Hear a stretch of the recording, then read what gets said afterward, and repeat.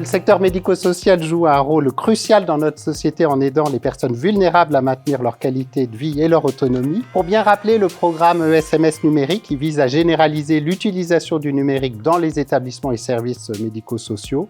en déployant un dossier usager informatisé pour chaque personne accompagnée.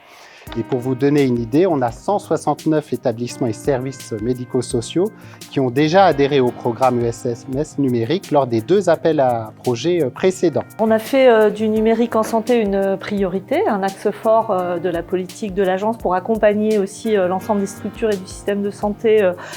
au déploiement du numérique en santé, parce qu'en fait, on part du principe que ça aura un impact très fort aussi sur l'amélioration du parcours de soins, dans le cercle de soins, des personnes qui vont pouvoir bénéficier de ce numérique en santé. Il faut savoir que ces avancées technologiques, elles peuvent changer votre organisation du travail, votre quotidien dans les établissements médico-sociaux. On envisage de mettre en place certaines choses pour sécuriser les données de nos usagers, notamment. Ça va nous apporter, je pense, une facilité au quotidien dans nos tâches professionnelles et surtout dans l'accompagnement. Le numérique, c'est vraiment au cœur de notre établissement. L'établissement dans lequel je suis, c'est Choisir son avenir, qui fait partie de l'association ANPIM, donc l'Association nationale pour les personnes handicapées moteurs. C'est des éléments qui sont assez intéressants puisque c'est vraiment la ligne de conduite qu'on est en train de travailler en ce moment, c'est les projets qui viennent dans l'ère du numérique. C'est des éléments qui sont assez nouveaux et récents et qui commencent à être mis sur le marché, notamment dans l'accompagnement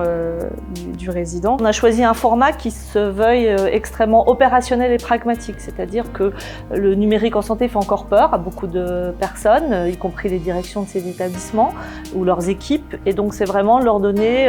la possibilité de poser toutes les questions avec des stands où les professionnels du numérique en santé, chacun dans leur domaine, et les partenaires vont pouvoir leur apporter des réponses concrètes pour que ce soir, demain, quand ils vont rentrer dans leurs établissements, ils ont une meilleure vision sur ce qu'est le numérique en santé, qu'est-ce qu'ils peuvent faire à leur niveau pour bien sûr se lancer dans le programme et solliciter des financements et déployer le numérique en santé. Et l'ARS et Cézanne accompagnent, si on le souhaite, sur des sujets spécifiques. Nous, dans le cadre de la GRAP Seine-Saint-Denis, on a proposé à l'ARS et à Cézanne de travailler sur le parcours handicap, numérique handicap, au même titre que ce parcours numérique avait déjà été déployé en sanitaire sur les patients sous anticoagulants, par exemple. Le Cézanne peut aider aussi sur la cybersécurité, où on a recours sur des services annexes. Sur notre service informatique, on a mis en place un audit cybersécurité avec le Cézanne. Et tout ce qui est audit sécurité de façon générale, c'est pas mal, c'est fait par le Cézanne. Aujourd'hui, ce qui intéresse les principaux visiteurs, c'est effectivement de l'accompagnement sur la sensibilisation. Donc le département SSI Cézanne propose ce type d'action,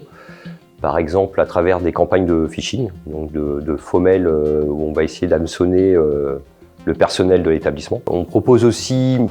un escape game qui permet de mettre en situation les agents pendant 45 minutes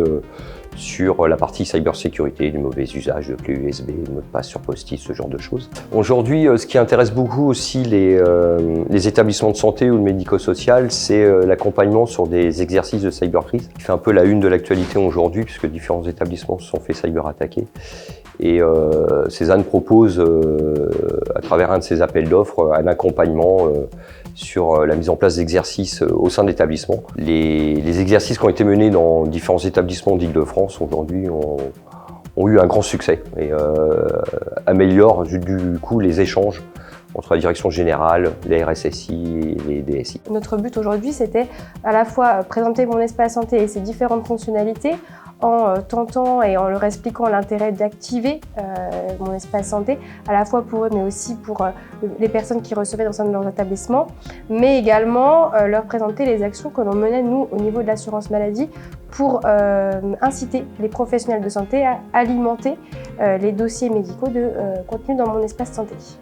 L'intérêt de mon espace santé, c'est de pouvoir récupérer en fait des données de santé de manière fluide et sécurisée, à la fois pour en fait le patient, mais aussi pour le professionnel de santé, qui aura plus de facilité à retrouver l'information médicale, et ça de manière totalement sécurisée, puisque on est sur des serveurs hébergés en France. Alors sur nos prochaines étapes, ça va être déjà de poser un diagnostic. Donc là, on va déjà continuer à échanger avec le Cézanne pour voir qui pourra venir faire ce diagnostic sur les conseils du Cézanne, c'est déjà de redémarrer sur ce point, parce que c'est à la fois un diagnostic, alors aussi bien en termes d'un logiciel de suivi de notre file active qui puisse informatiser ce suivi, mais aussi bien de créer ne serait-ce qu'un réseau pour que nos services administratifs puissent travailler en lien. Donc le fait d'être Ségur, ça donne quand même a priori une garantie d'interopérabilité. Après, il faut que ce soit installé sur les postes, il faut faire des tests, etc. C'est un peu long, mais à moyen terme, ça devrait fonctionner pleinement. Moi, ce que je conseille aux participants aujourd'hui, c'est aussi d'informer les publics qu'ils reçoivent au sein de leur structure, puisque 98% des Français ont un espace santé de créer, et on tente maintenant de vraiment pousser à l'activation de ces espaces-là, donc de pouvoir faire des actions de communication et d'accompagner leur public à l'utilisation de mon espace santé, qui est, encore une fois, on l'a dit, vraiment pour objectif de rendre chacun et chacune acteur, actrice de sa santé.